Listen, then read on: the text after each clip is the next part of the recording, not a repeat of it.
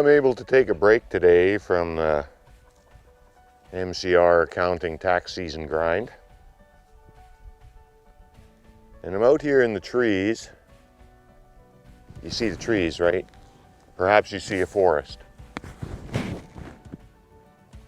That seems to be a never-ending affliction. Do you see the forest or do you see the trees? And that relates kind of to what I wanted to get out here and talk about today. You know, as of yesterday morning, the United States of America has had 45 mass shootings in 30 days. 45 gun crimes defined as 4 or more people. That's how they define a mass shooting, 4 or more people. 45 mass shootings in 30 days. And you know what? That's just ignoring the single shootings, the double shootings, and the triple shootings. That's ignoring the seemingly never-ending spree of police shootings. And some of what we're seeing, yeah, we can credit the plague for frazzling away at the edges of people's sanity. But that's happening in every country in the world. But it's not. Every country in the world is not having a seeming plague of mass shootings. And I don't know what the actual solution is. I have a pretty good understanding of how, America got here. How, you got to recognize that there's consequences to each societal decision that we make. And, in the past, the absolute, unquestioning, unfettered right to own and bear arms was a pretty fundamental building block of basically settling the continent. In our crowded cities and current urban landscapes, is it really still? If we fight continuously for the principle of something without recognizing the consequences of what we're doing, is that in some way higher ground? I don't know. I'm asking questions more than answering them. I know this is an absolutely tragic state of affairs. And then this thought occurs to me, and that's actually why I stopped here amongst the trees to talk about the forest that people don't seem to be able to see past. The forest is the right to unfettered acquisition and bearing of arms. The trees are the consequences of maintaining that policy for really no further meaningful purpose. Nowhere in the world has a mass shooting culture like the United States does. And yeah, it has gotten a lot worse.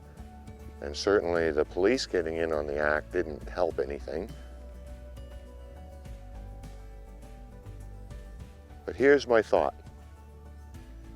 We have a name for it.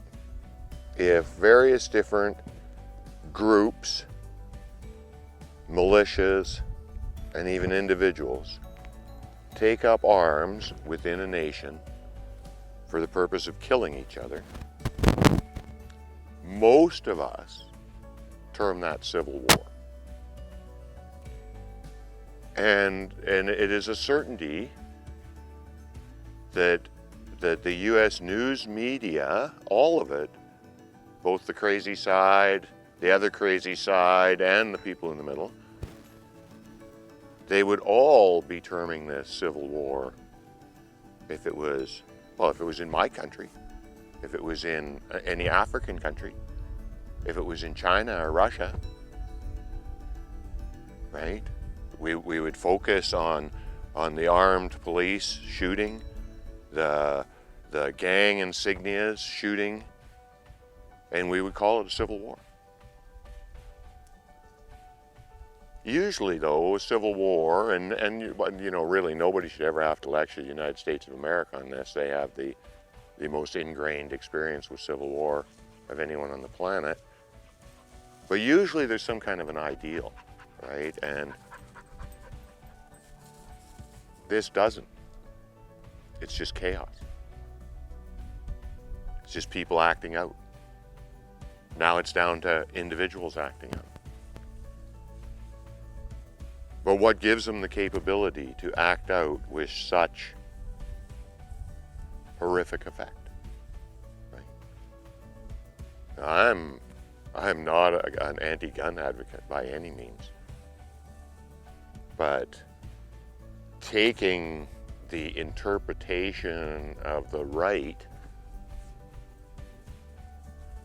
to the level of ridiculousness that makes this stuff possible, I mean, really, why are we defending the right for people to, without any fettering, without any checking, without any limits, purchase these types of military-style assault weapons with massive clips and no checks and balances? You know, and I get it, it's two sides. It's easy to brush off, oh, the police can't get there in time because they're too busy shooting people themselves, but that isn't even totally true. They are too busy shooting people themselves, apparently, but that's not why they can't get there in time. They can't get there in time is because one man with one of these stupid AR-15s and a couple of 30-round clips can kill 20 people in the time it takes for the radio signal to get to the car for the officers to start taking action in the first place. So, really, two things, you know, fighting over the principle of something has consequences. And the consequence for the United States of America right now is what anybody on the outside would have to call, you know, some kind of chaos-driven civil war. It's not a war over ideals. There isn't even two clear sides. There's just a lot of people gunning each other down. And I think it's a horrible tragedy. And it's harder, I think, you know, as Canadians, we usually think, you know, there's basically no difference between ourselves and the American people. And I still think there's basically no difference between ourselves and the American people, except for this one thing, right? And gun advocates don't want to hear people saying that it's access to guns that's causing this, but come up with another explanation. It's the only place in the world that this is happening. So people got to draw their own conclusions. But I had to rant about it. Just saying.